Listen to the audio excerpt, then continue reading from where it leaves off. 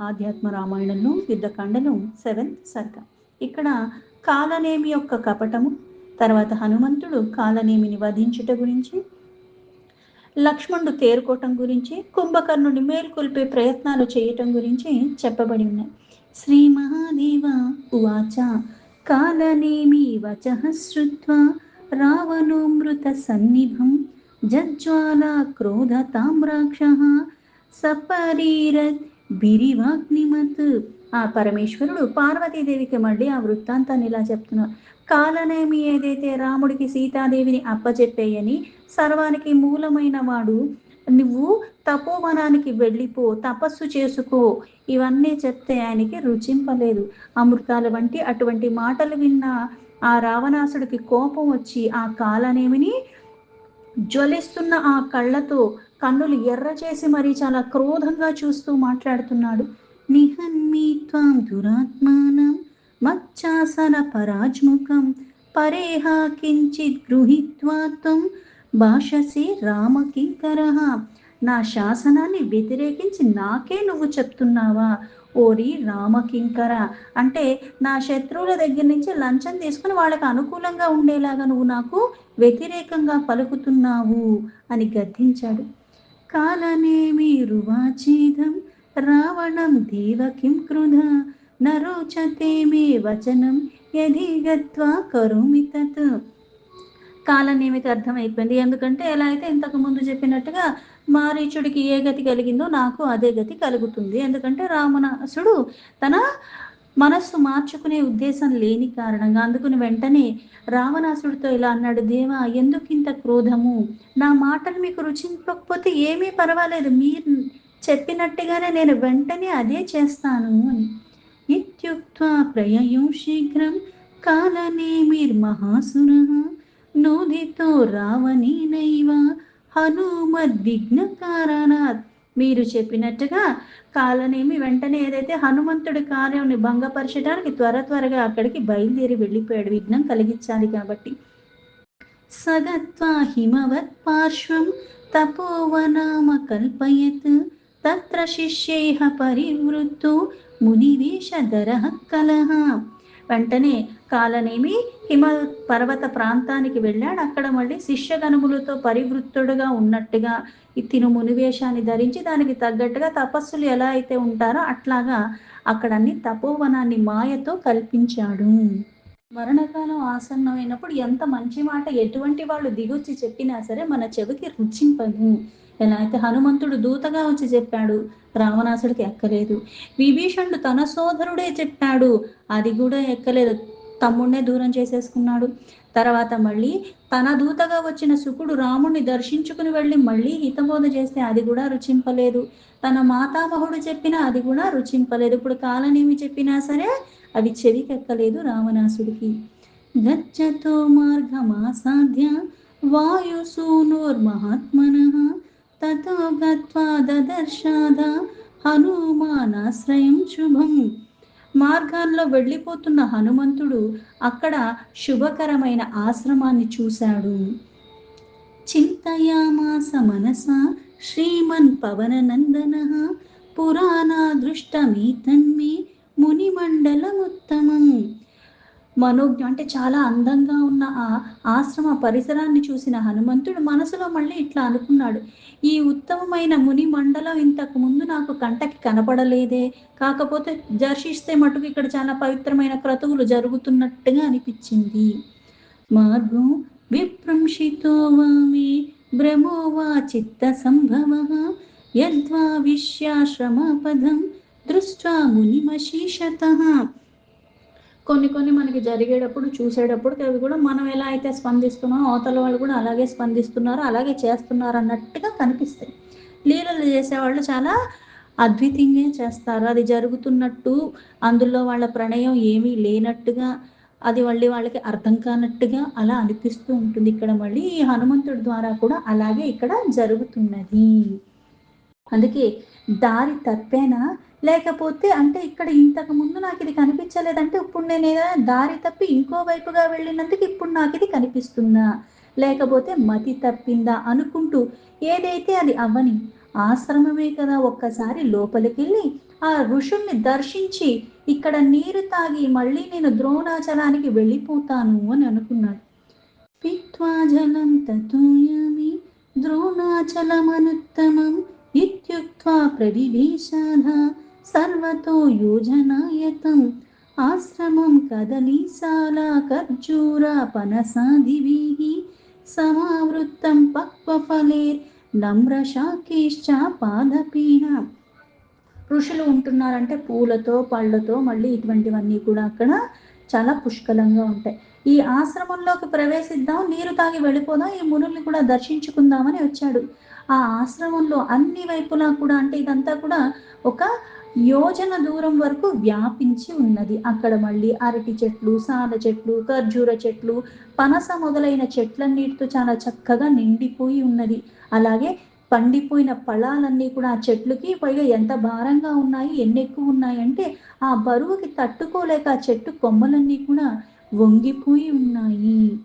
వైరభావ వినిర్ముక్తం శుద్ధం నిర్మల లక్షణం తస్మిన్ మహాశ్రమే రమ్యే కాలనీమి స రాక్షసః ఇంద్రయోగం సమాస్తాయ చకార శివ పూజనం హనుమానభివాద్యః గౌరవేణ మహాసురం.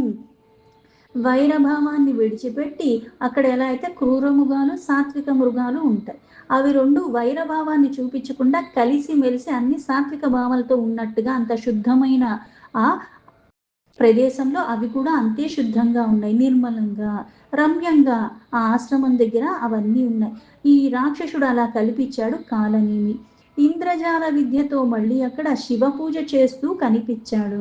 అందువల్ల చాలా భగవద్భక్తిలో ఉన్నాడు అన్న భావన హనుమంతుడికి కలిగింది. అత్యంత గౌరవంతో ఆ రాక్షసుడికి నమస్కరించి మళ్ళీ హనుమంతుడు ఇలా అన్నాడు. కనిపించడానికి మన వస్త్రాల బట్టి, మనం చేసే విధి విధానాల బట్టి మనం ఎవరినైనా సరే మోసగించవచ్చు, కానీ సర్వానికి సాక్షిభూతుడన్నవాడు నువ్వు చేసేది చెయ్యబోయేది అన్నీ కూడా తెలిసినవాడు, తనకి దాగేది చెయ్యలేవు. ఎవరినన్నా భ్రమలోకి నువ్వు లోబడేలాగా ఎన్నన్నా మాట్లాడచ్చు, లోపలోటి పెట్టుకుని బయటోటి అక్కడ చేసేది ఒకటి కనిపించేలాగా ఇంకొకటి, ఇట్లా నటనలన్నీ కూడా మనం ఎన్నన్నా చేయొచ్చు, కానీ అంతర్యామిగా ఉన్నవాడు, సర్వానికి మూలంగా సర్వవ్యాపిగా ఉన్నవాడికి దాగి నువ్వు ఏది చెయ్యలేవు.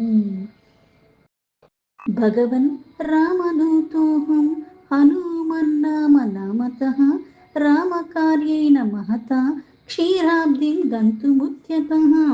ఓ భగవన్, నేను రామదూతను, పైగా హనుమంతుడన్న నామం నాది. అలాగే రామ కార్యానికే నేను క్షీరసాగరానికి వెళుతూ ఇక్కడికి వచ్చాను అని. తృషామాం బాధతే బ్రహ్మన్ నుదకం కుత్ర విద్యతి ధేచ్చం పాతుమిచ్చామి కథ్యతామి మునీశ్వర.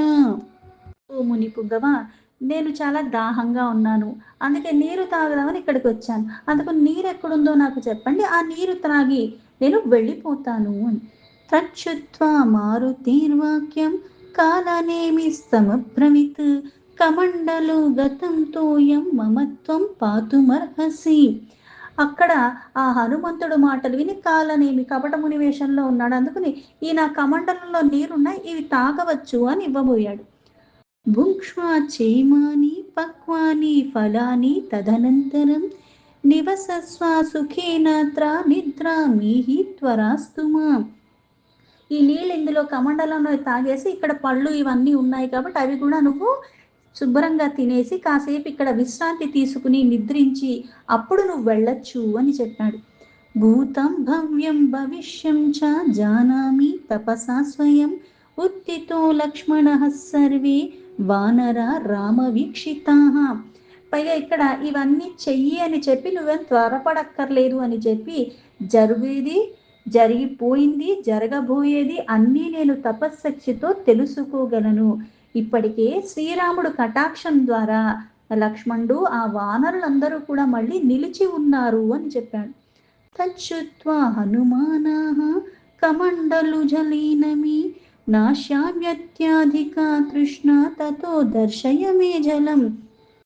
వెంటనే హనుమంతుడు కూడా అది విని, నాకు ఉన్న దాహానికి మీ కమండలంలో ఉన్న నీళ్లు మాత్రం నాకు సరిపోవదు కాబట్టి నాకెక్కడ జలాశయం ఉందో చూపిస్తే నేను అక్కడికి వెళ్ళి నీరుని తాగుతాను అని చెప్పాడు.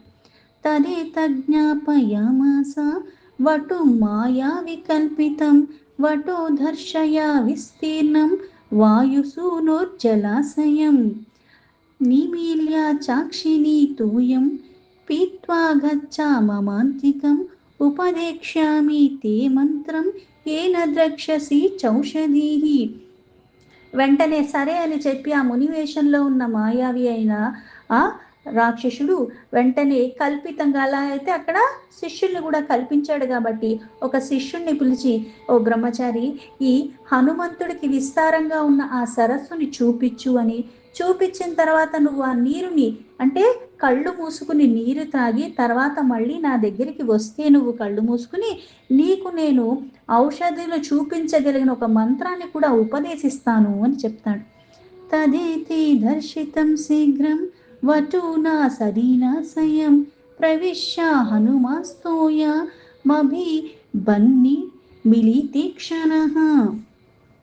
ఇలా సరే అని చెప్పి వెంటనే ఆ శిష్యుడితో పాటు హనుమంతుడు సరస్సు దగ్గరికి వెళతాడు. ఆ శిష్యుడు సరస్సు చూపిస్తాడు. హనుమంతుడు కన్నులు మూసుకుని ప్రశాంతంగా ఆ నీరును తాగుతూ ఉంటాడు. తతశ్చాగత్య మకరీం మహామాయా మహాకపిం అగ్రసత్తం మహావేగాన్ మారుతిం ఘోరరూపిణి. కళ్ళు మూసుకుని ఎప్పుడైతే హనుమంతుడు ఆ సరస్సులో నీరు తాగుతున్నాడో అక్కడికి ఒక ఘోర రూపం కలిగిన మహామాయా స్వరూపిణి అయిన ఒక ఆడ ముసలి అక్కడికి వచ్చింది. వచ్చి హనుమంతుణ్ణి పట్టుకుని మింగే ప్రయాస చెయ్యబోయింది. తతో దదర్శ హనుమాన్ గ్రసంతి మకరీం వృషా ధారయామాస హస్తాభ్యాం వదనం సా మమారహ. హనుమంతుడు కళ్ళు మూసుకుని ఉన్నవాడైనప్పటికీ కూడా అక్కడ ఎప్పుడైతే ఈ ముసలి వచ్చి మింగటానికి ప్రయత్నించిందో వెంటనే మింగేస్తున్న ఆ ముసలిని పట్టుకున్నాడు. హనుమంతుడు కోపంతో తన చేతులతోనే తన నోరిని మొత్తం కూడా చీల్చివేశాడు. అది వెంటనే అక్కడ చచ్చిపోయింది. తతోంతరిక్షే దదృశే దివ్య రూపాధరంగన ధాన్యమాలీతి విఖ్యాత హనుమంత మధాబ్రవిత్. ఎప్పుడైతే ఆ ముసలి చచ్చిపోయిందో వెంటనే అంతరిక్షంలో ఒక దివ్య రూపాన్ని ధరించి ధాన్యమాలిని అయిన ప్రసిద్ధి పొందిన ఒక వనిత అక్కడ కనిపించింది. ఆవిడ మళ్ళీ హనుమంతుడితో ఇలా పలుకుతుంది. త్వత్ప్రసాదాదహం శాపాత్ విముక్తాస్మి కపీశ్వర శప్తాహం మునినా పూర్వమప్సరాః కారణాంతరే. ఓ కపీశ్వర, నీ వల్ల నాకు ఇప్పుడు శాప విముక్తి కలిగింది. నేను పూర్వము ఒక అప్సరసను, ఒక ముని కారణం వల్ల నాకు శాపం లభించి ఈ రూపాన్ని నేను ధరించాను అని.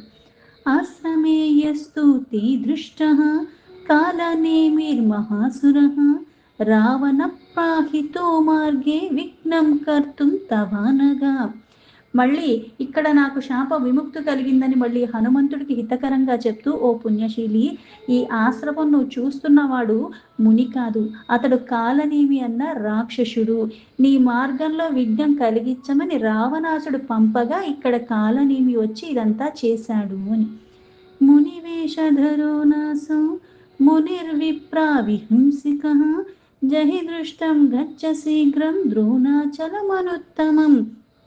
అందుకుని ఆ కపట ముని వేషంలో ఉన్నవాడు ఆయన ముని కాదు, కాలనేమి అన్న రాక్షసుడు, నిజమైన ముని కాదు. అందుకు నువ్వు వెంటనే ఇక్కడ వీళ్ళందరూ పైగా ఇటువంటి రాక్షసులు కూడా అంటే బ్రాహ్మణుల్ని అంటే సత్పురుషుల్ని కూడా బాగా దుష్టత్వంతో బాధించి వాళ్ళని చంపేస్తున్నవారు, వీళ్ళని నువ్వు వధించేసి వెంటనే ద్రోణాచలానికి నువ్వు త్వరగా వెళ్ళిపో అని చెప్పింది.